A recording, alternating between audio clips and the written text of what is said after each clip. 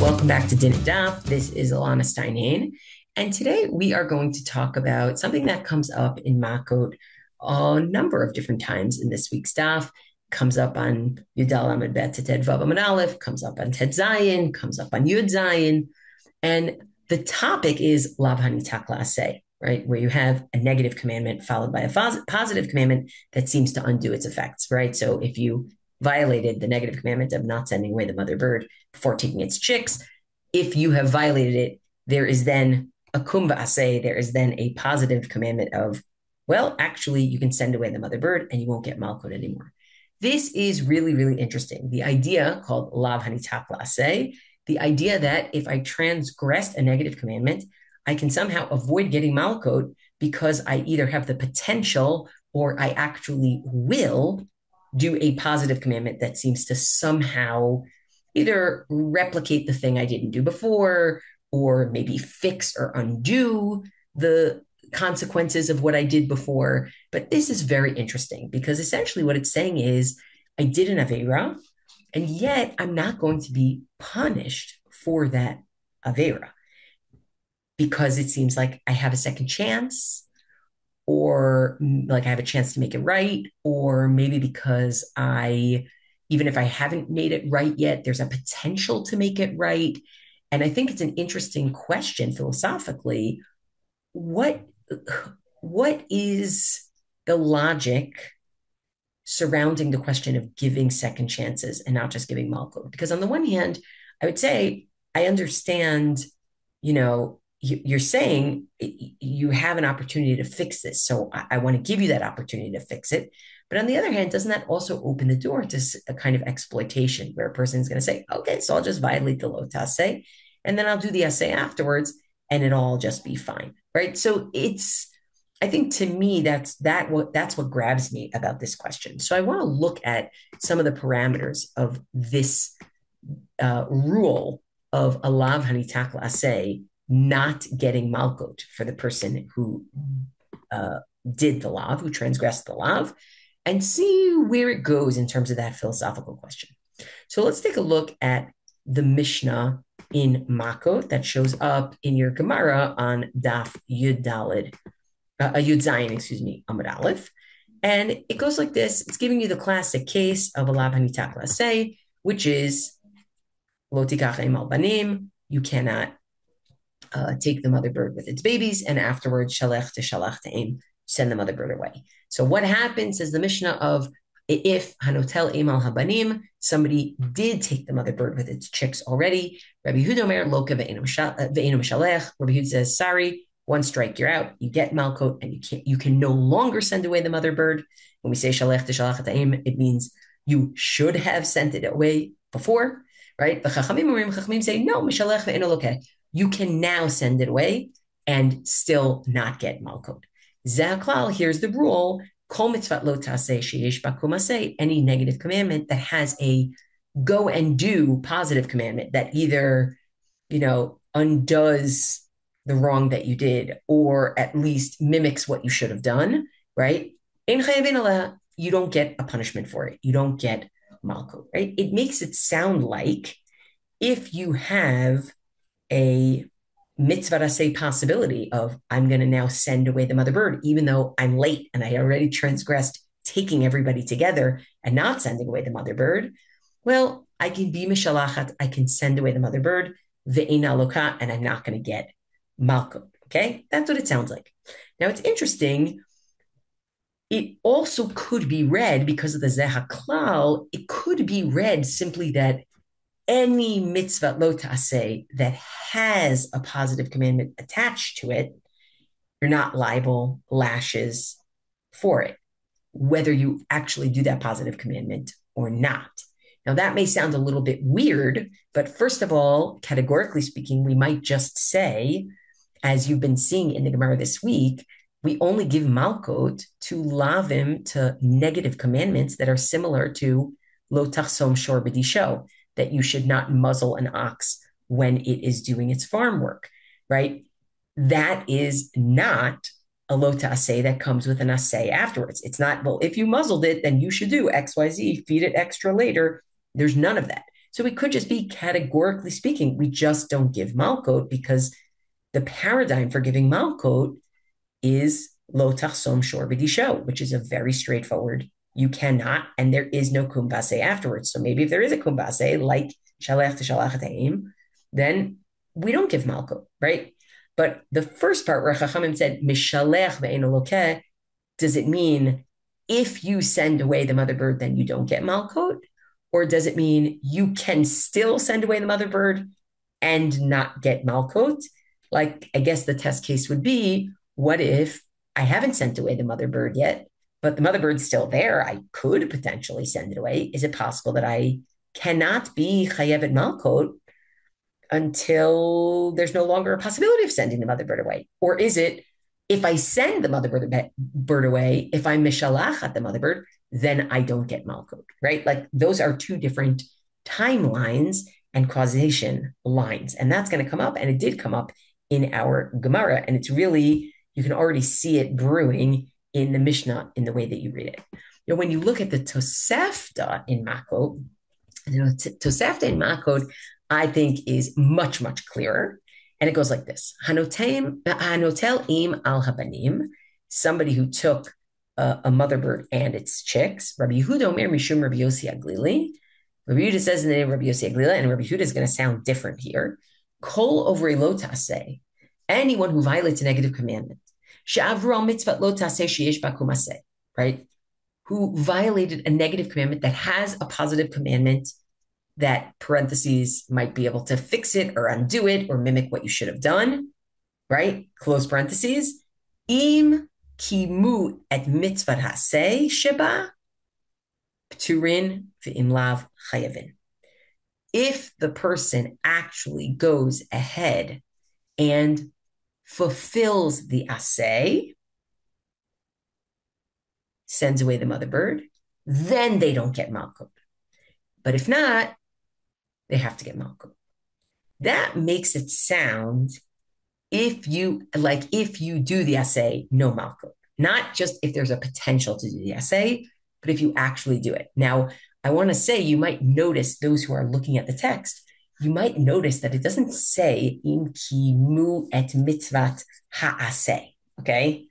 Actually, some of the texts that we have at the Tosefta, it actually says what most people think is not what the reading should be. It says im kimu et mitzvat lo ta'aseh Shabbat, which is nonsensical. So I took out the lo on the basis of some mafarshim and just left the ta'aseh, right? If you do the essay. But suffice to say, we have this question of, well, at what point do you no longer get lashes? Is it only if you do the essay, which means we're giving you a second chance, but you better do it? Or is it even if you have the potential to do the essay, right? But you just haven't done it yet. But you can't be Chai Malko yet because there's still a potential to do the essay, right? So that's what we're going to talk about today.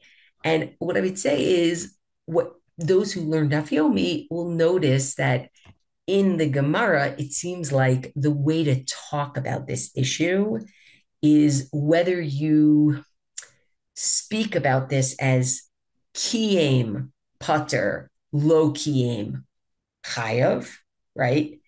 If you fulfilled the mitzvah aseh, then you're exempt from lashes. But if you didn't fulfill it, then you have to get lashes. That's one way to put it, which makes it sound like you have to really do the aseh in order not to get lashes. And the other is bitel velo bitel. If somebody nullified the aseh,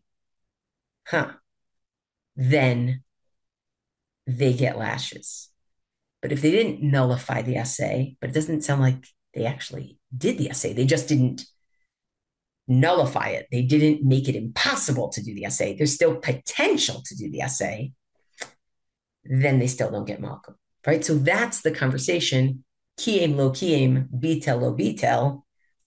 Kiyem lo kiyem sounds like you have to do the assay in order to be exempted from malkut. Bitel lo bitel sounds like you're always exempted from malkut because you have the potential to do it, unless you make it impossible for yourself to do the essay. Maybe you kill the mother bird, God forbid. I mean, I don't know, God forbid, maybe you're eating it for dinner, right? But you kill the mother bird, okay?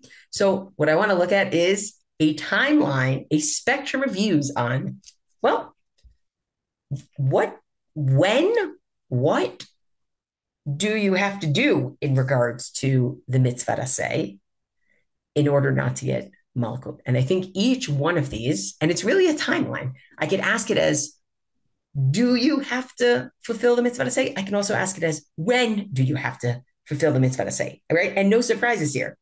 Here are the four positions.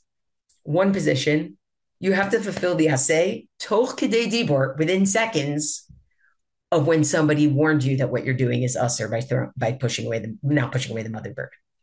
Toch kedei dibor, meaning the asay has to be like basically connected to the lot asay. Like you just violated the lot asay, you're gonna do the asay immediately toch kedei dibor so that it's as though you never did the lot asay, right? That's not really a second chance. That's more like, okay, what do we consider the action that you did? If you actually sent away the mother bird, like within toch kedei dibor of taking them all together and being like, oh, somebody gives you hatarah, somebody gives you warning and says, you shouldn't do that. You're not supposed to do that. And if you do that, you're going to get malchut. And then you're like, oh, I'm going to send away the mother bird. To me, that's not, I mean, maybe it's a little second chancey because they give you hatarah, but it's less prone to exploitation.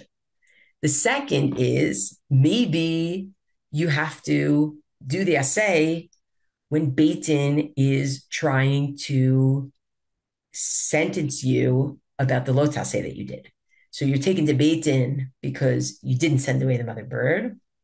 And Beit Din says, okay, look, you can either get malchut or you can send away the mother bird now. Make a decision, right? So if you do what Beit Din says, you're not going to get malchut. If you don't do what Beit Din says, you are going to get malchut. Now that is a little bit of like a second chance kind of situation. But you really have to do it, right? Kiyem lo kiyem, you really have to do it in order to not be chayav malchut. Then there's the third possibility, which is actually, so long as there's potential for you to do the assay, you don't get malchut. Whoa, whoa, whoa, whoa, whoa, whoa, whoa. What does that mean? That's like real latitude. And then the last one, all three of those were really kiyem, lo kiyem. They were, if you upheld the assay, either toch kedei dibur according to one, or when Beit Din told you to, according to another, or you have the possibility of doing it because it's still alive, right? Those are all according to that way of thinking. But then there's bitel lo bitel. There's also a way of thinking, and this is the furthest on the stretch, which is so long as you don't actively kill the animal, we can't give you malchut because you didn't show us that you don't want to do the assay, right? You didn't show us that it's impossible to do the assay. You didn't bayadayim with your hands change it, right? And that to me is kind of interesting because if you say there's potential, there's still potential. As long as there's still potential, right? Then you can do it. But if it dies on its own, you didn't do it. We say, sorry, you're going to get malchut. That's it. We gave you a second chance. You didn't make it. Da, da, da. But when it comes to, we let you even wait till it dies, you just can't kill it yourself. That's already, I think we're giving ourselves a little too much room for exploitation. Right? So let's look at each one of these briefly. So the toch kedei dibur of the warning that you get not to do it, that shows up in Rashi in Chulin on Kuf Mem Aleph Amud Aleph, which is where the conversation about Shiloh Haken takes place. You can also find it as one shita in Tosfot here in Makot on Tedvav Amud Aleph. And he basically says, the Kaimalan, we think toch kedei dibur dami, right? Meaning the toch kedei dibur, doing something within, think about it from a dibur perspective immediately. I say something and then I, say something immediately after that within a word or two. It's like the original utterance, right? So we would basically say, toch kedei dibur, if I was able to do the assay, toch kedei dibur, it's really like the first thing that I did. Like the lav does not fully it just doesn't fully get logged, because I do the assay. And likewise, once the dibur is over, meaning once that trial happened and told the dibur, I didn't do the assay. What's happened is I've now been over on the hatra. I have now violated the warning that somebody gave me, and of course I'm chayv malko, right? So it's only toka de dibur, and it's really a hatra issue. I violated the hatra, and that's it, right? And one way of looking at it. The second point along our timeline, when Beitin tells you either get malkot or do the assay, right? So we find that the Nimuke Yosef, he says basically, miyad kishehitru bo Beitin letakin halav. When Beitin, and I like the language of hitrubo here also, of a hatra, of a warning, Beitin says, we want you to fix this lo tase that you did. The lo tikin, and the person decided not to fix it, right? Makes it seem like the assay is a type of fixing, right? Shuv ein lo takana letakenoto. There is no longer a possibility of fixing it. Viloket, and you get malkot, right? Meaning this, in some ways, it sounds like Beitin is what formalizes the possibility of this as tikkun. And when they tell you you should do it and you don't do it, it's too late. It's over. So similar to how we said in the first example, you violated the hatra of that person, of the Eidim, who were saying you shouldn't be taking the mother bird. Here, it's like you violated the sentence of Beitin. Beitin said, you have to do this. And if you don't do it, you don't have a possibility anymore. But the last two on the timeline, I think, are the most interesting for the question of, can it become exploitative? What is it going to look like? So let's look at the Rambam for a second. The Rambam seems to be taking the perspective of, so long as there is still a possibility to be mekayemet the assay, to do the positive commandment, right? You don't get malkot, right? So look at the example, or one of the examples. It says in Hilchot Matnot Aniyim, avad kol hakatzir, shekatzar or nisraf, kodem shenatan hapeya, harei loke, right? If the harvest was completely reaped, or got destroyed in a fire,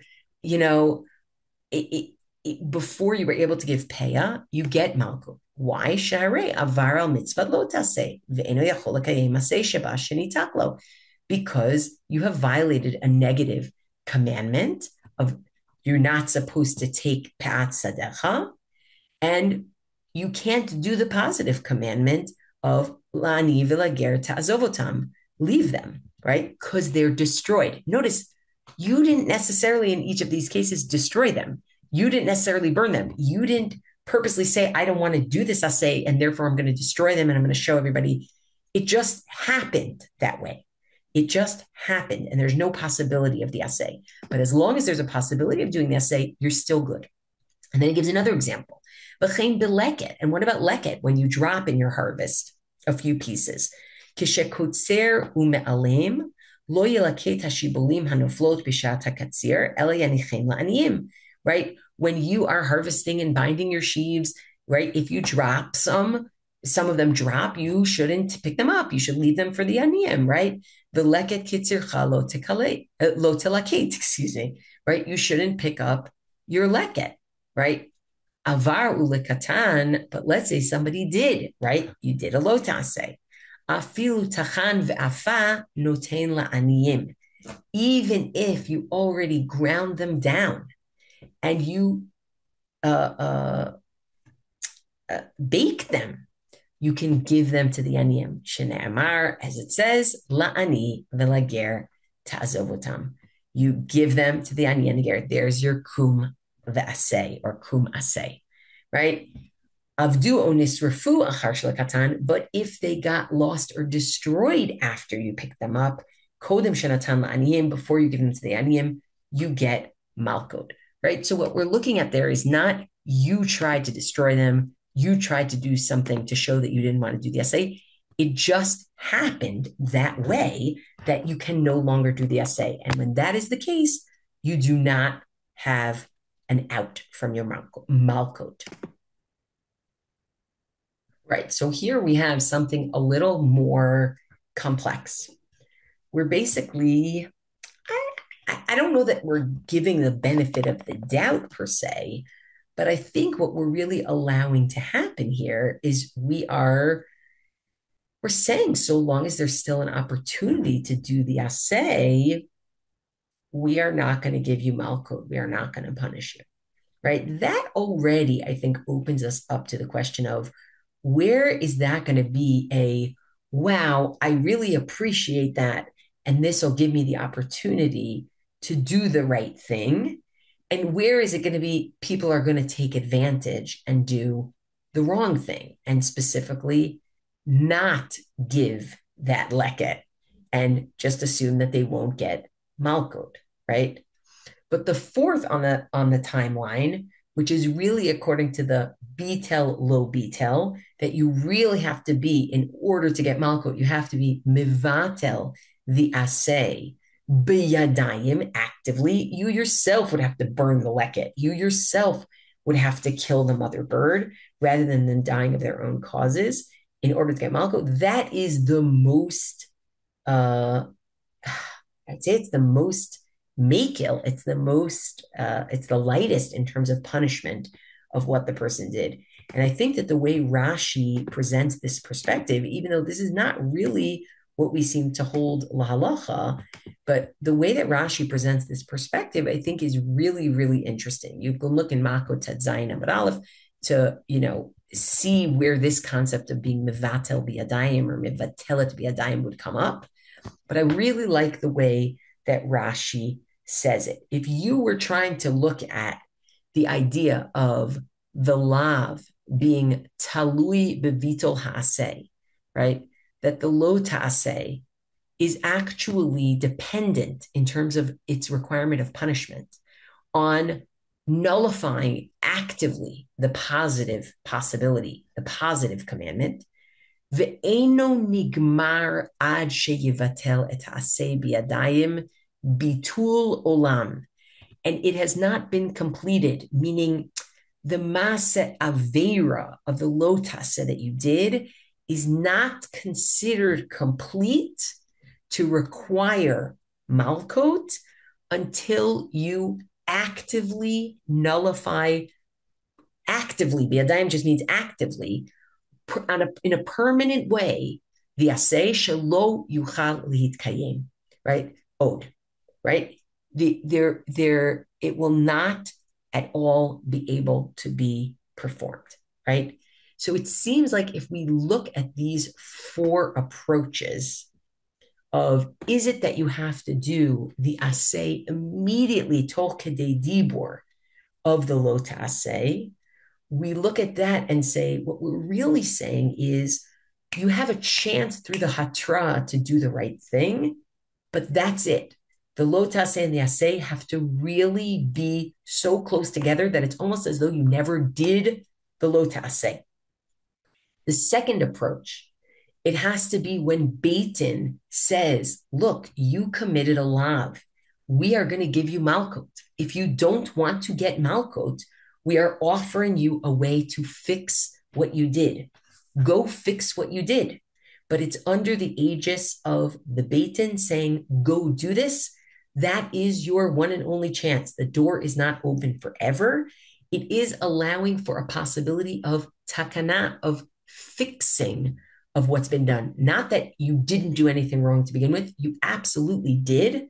The ma'aseh happened, but we're offering you an opportunity to fix it instead of getting punished for it. The third approach of it's actually kol od, so long as you can still do the aseh. It's still possible to do the aseh. We won't give you malkot, makes it sound like actually the aseh is always there as a possibility for the end of the story, instead of just the lav being the possibility. Now, is that because we consider it as though the lav is not fully done until the aseh can no longer be done, perhaps? Is that because there is a possibility of fixing the lo ta'aseh that you did wrong, similar to the position of Beitin? I'm not sure, but it does seem to leave the possibilities open. And the most makil approach, which we do not follow la halakha, that the only way you can get malkut is if you are mevatel the aseh biyadayim, makes it sound like, and this is the way Rashi really puts it, the way that we know that the avera has been done, the ma'aseh avera is lo nigmar, has not been completed until you actively foreclose on the possibility of the aseh. And that, we said, has a lot of possibility for, exploitation.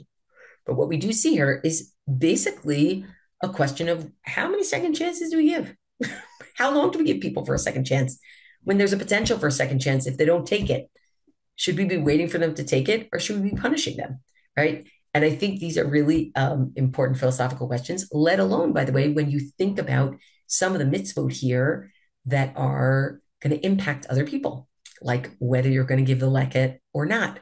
Or a major example that comes up in the Gemara and Makot is, a rapist who, Rahman al-Islan, a person raped another human being, and the Torah, in order to protect that survivor of rape, the Torah has her rapist marry her, which today we would find very, very psychologically damaging and dangerous, and would not. We would very much not just not advise. We would probably actively prevent. He's supposed to marry her, and she's supposed to be married to him for their whole lives. And let's say he divorces her. Does he get malkut? He's not supposed to divorce her. It's a lo ta'aseh. But he says to the Beit Din, "Oh, what do you mean? I'm going to marry her next week." And then he doesn't marry her. "What do you mean? I'll marry her in 3 weeks." He doesn't marry her. And the only way we would give him malkut is if he is mevatel somehow the possibility of an aseh bayadayim, meaning he would make a neder. You can never get hana from me. You can never get pleasure from him. And he makes a neder in such a way that he cannot get the neder undone, meaning forever there is no possibility of him marrying her ever again. That's the only time he would give us, we would give him malkut. Well, you better believe that would have very, very negative effects, right? Very, very negative effects on other people. So all this triangulation of what is fair to the perpetrator, what is fair to the victims of the perpetrator, or those who lose out because of the perpetrator, what is the right thing from the perspective of a legal infrastructure that is trying, a justice infrastructure that's trying to keep people from doing averot and not just punishing them for the averot that they did, but keep them from doing averot, and also trying to figure out if these things can be fixed in one way or another. So thanks for learning with me, as always. And I know these are evergreen, but don't forget to count the omer.